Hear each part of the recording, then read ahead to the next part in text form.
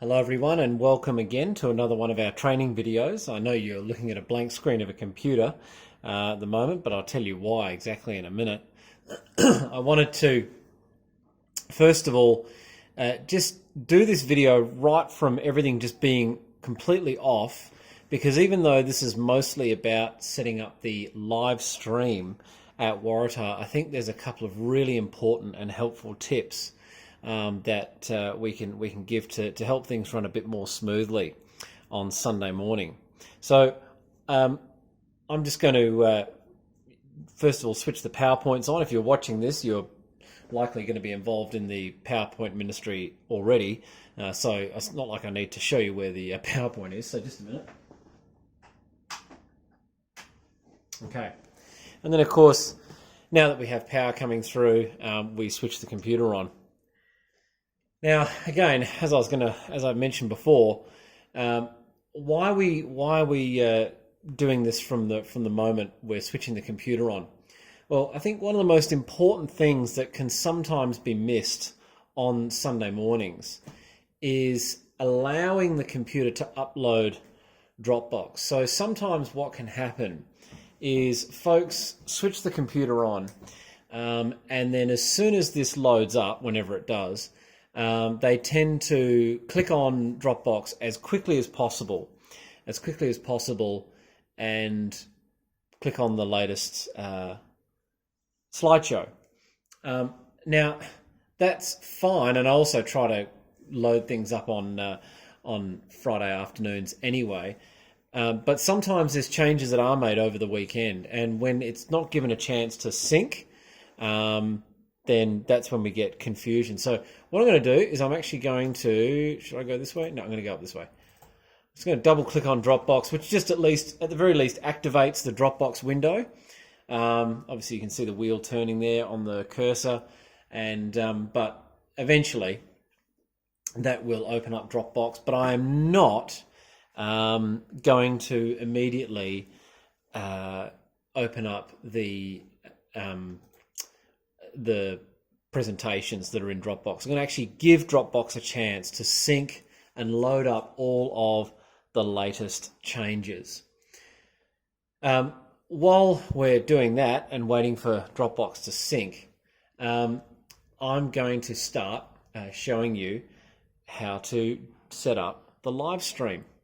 So the first and most obvious thing is we have to make sure that the camera is on. And that is simply a matter of, sorry, I'm going to have to move this camera.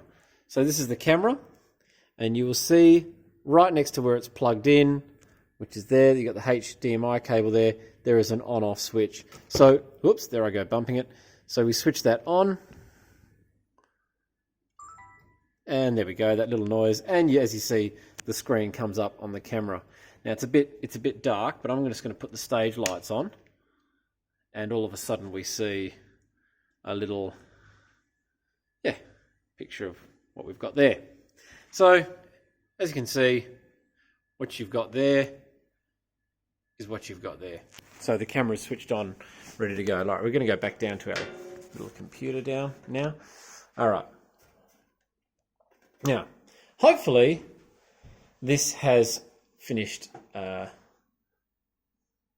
Dropbox says it's up to date there. So we've come to church where we see that everything's all synced up and ready to go, which it won't be at the moment because I haven't loaded on the announcement slides yet. But we find the 27th of November. What is it going to be? What's it going to be on Sunday? 29th. There we go. So 29th of November final. We open that up. Here it comes.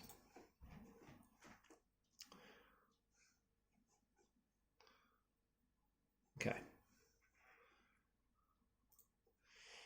And we've come to church and we're doing, so this is, obviously I haven't put the front projector on because I'm just showing you live stream things, but just imagine you've arrived at church and the team has prayed, and now we're doing the worship practice, and flicking through slides as usual, so on and so forth. Anyway, that's all been happening, and now the practice is over, or it's coming to the end, and 9:30 comes, and it's time to start setting up the live stream. All you need to do is you can just minimize PowerPoint.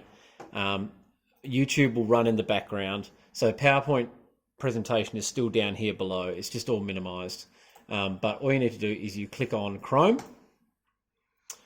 So hopefully you can see that. I'm clicking on Chrome there. Anytime you're ready, Google. There we go. And it should already be on YouTube. So it seems like it is. In fact, it's come up with the studio. I don't quite want that just yet. I'm going to go backwards for a second. So anyway, when you... and now it's taken me to the very thing that I don't want to do, which is hilarious, but anyway.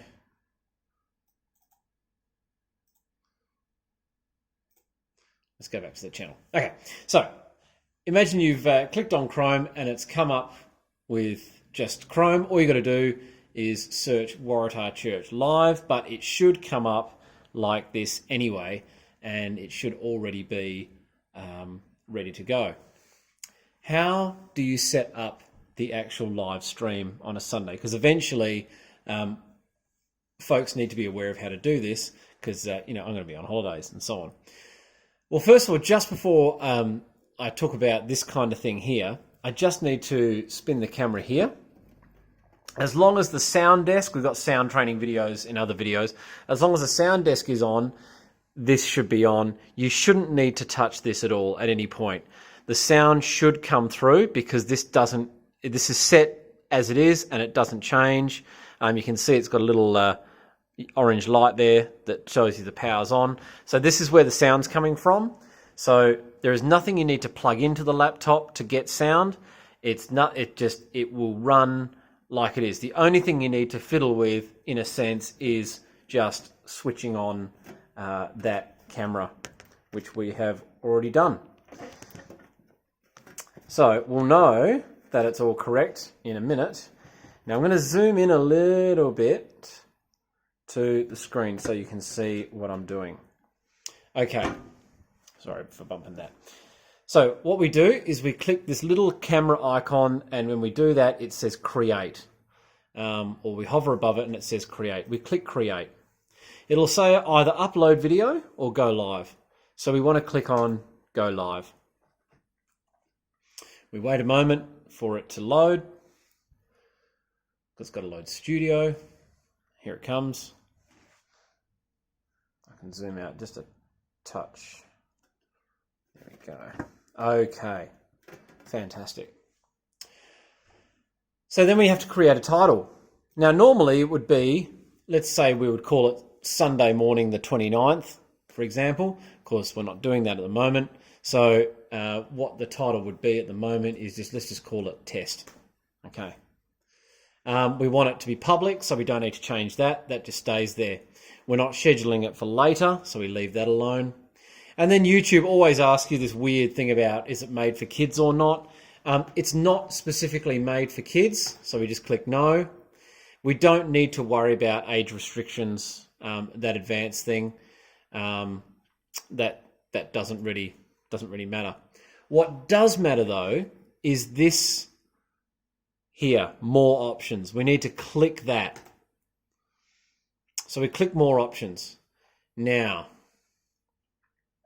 this is really important. Sometimes it will default itself to, see that thing where it says Toshiba webcam? That's the laptop's camera in the top of the screen there. And sometimes it defaults to that. So every time we set up a live stream, we have to make sure that we click more options and make sure that we click on Camlink 4K. The reason why we click on that is because that's the thing that's joining the camcorder to the laptop. It's great, it's easy to remember because here it is here, and it's called Camlink. So you can see that coming in from the camera. We shouldn't have to change the default microphone. It's a USB codec. You don't need to know what that is because, to be honest, You don't need to change it, so you can leave that one alone. And then we just click next. It'll say smile for a thumbnail. And it'll chug a bit. So it's taking a picture. And then all we need to do then is click on go live. Before we go live, we can say a greeting. I like to put in, hi everyone, welcome to church, something like that. And when we go live, that will, to church, and then it's a bit like Messenger. You just send, and that puts it in the chat bar for everyone who tunes in, so that when we do go live, yeah. Now, once it's live,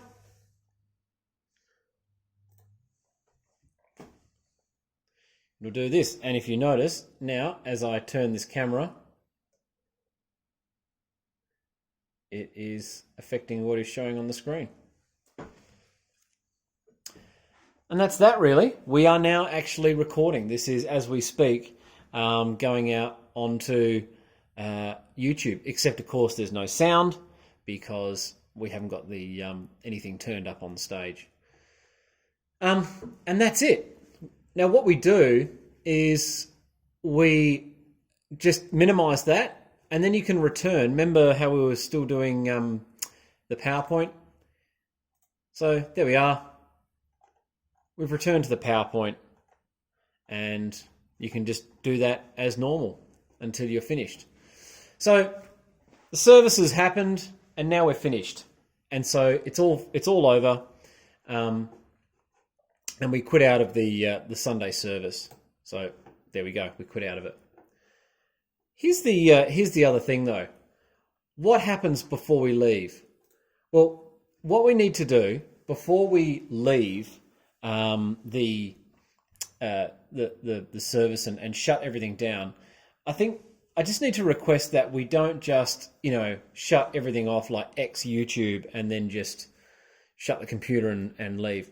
We actually need to come down here and we need to click end stream. So and it'll obviously say, are you sure? And we say yes. Right.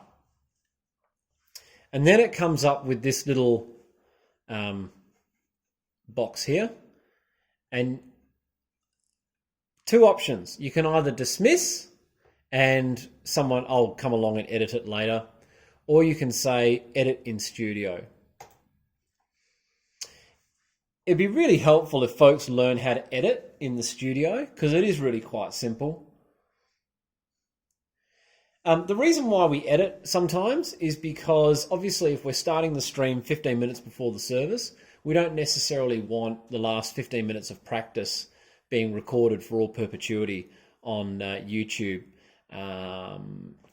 So we just sometimes will say, let's just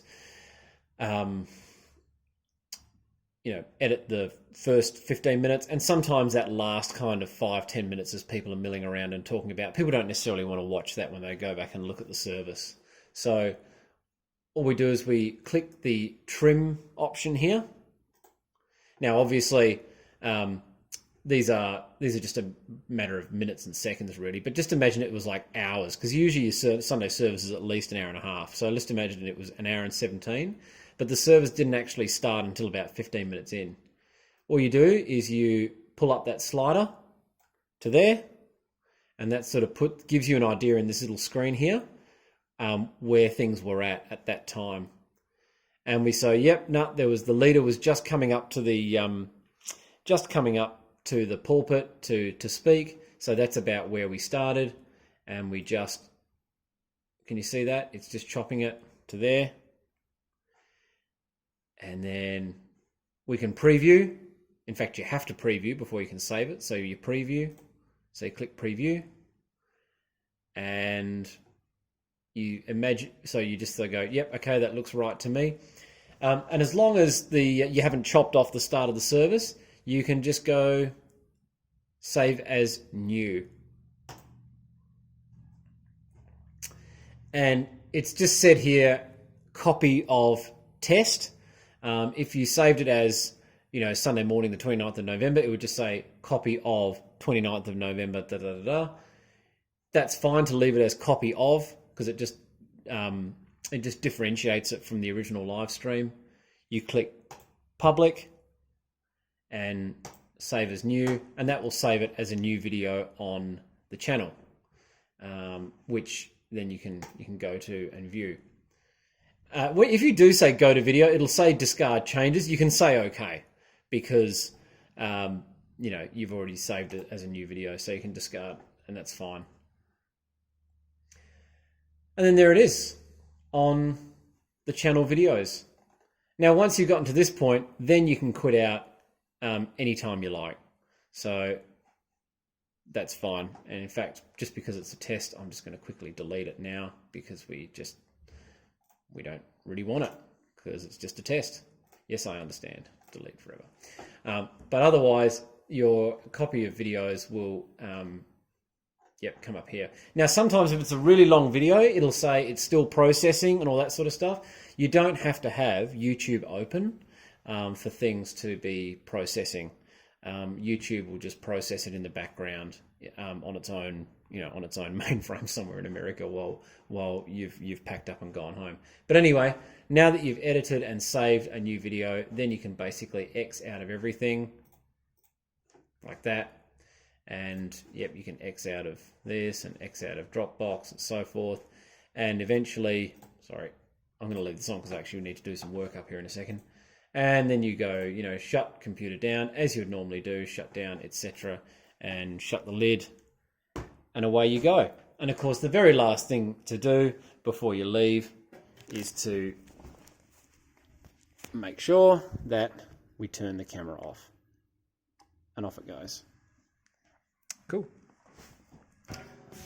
So that's how to do a live stream at Waratah. Thanks for joining us.